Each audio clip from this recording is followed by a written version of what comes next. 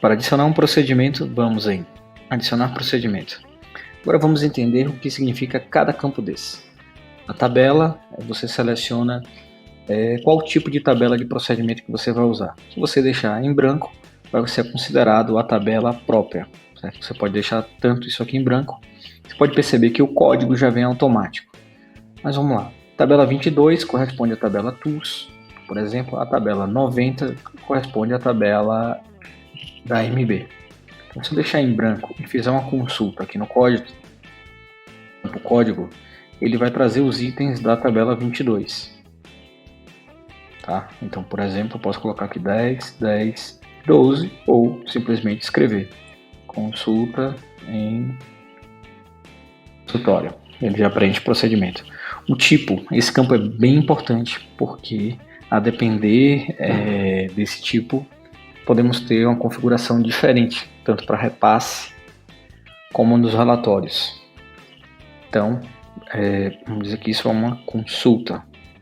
E isso aqui vai estar vinculado também com regras de marketing mais adiante. A cor que eu posso dar é opcional também para esse procedimento. Tem um destaque, como se fosse uma tag em cima do agendamento. Tá? Qual seria o valor? Esse campo de custo, totalmente opcional.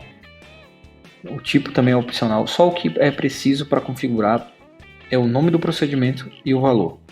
O resto dos campos são todos opcionais. Tá? Então, qual tempo? Se você não colocar aqui, ele vai assumir o tempo padrão que já vem na configuração da agenda. Você pode escolher qual a especialidade. Uma coisa bem interessante que nós acrescentamos é o controle por sessão.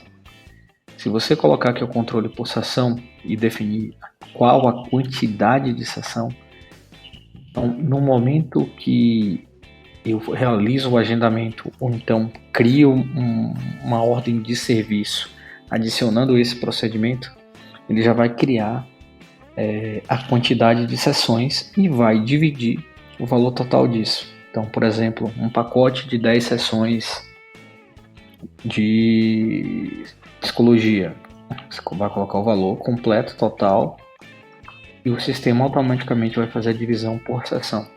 Muito usado em psicologia,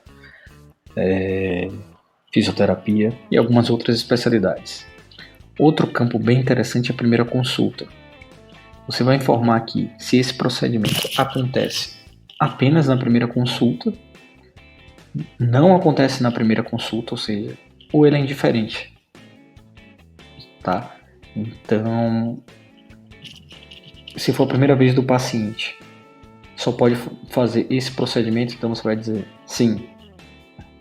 Se não for permitido na primeira vez, você vai colocar não. Então isso já ajuda o seu call center a não errar. Se é consulta, sim ou não, principalmente para procedimentos do tipo X, né? Então você separa, se for procedimento, se for consulta, ele vai cair na guia de consulta, e se for procedimento, vai cair na guia SADT. Aqui é já também para quem utiliza plano de saúde, para comunicação com plano de saúde. Tempo de retorno, isso aqui é bem interessante. Por exemplo, se você configurar, digamos que aqui você coloque um retorno, que o procedimento seja o retorno. Esse tempo aqui, esse campo vai dizer que esse procedimento não pode ser executado novamente até que esse tempo aqui tenha passado. Por exemplo, fiz uma consulta agora, coloquei para fazer uma outra consulta em 15 dias, não pode, ele vai dizer, não pode fazer, troca de procedimento. Aqui a orientação ao paciente, que vai por e-mail para o paciente, e é apresentada também ao call center, porque o call center, quando agendar, já exibe. Esse campo abaixo é para procedimentos que precisem de materiais e medicamentos. Tá? Então, por exemplo, o Botox utiliza alguns itens. Então você pode adicionar. É preciso ter antecipadamente o cadastro desses componentes. Espero que tenha ajudado. Até breve.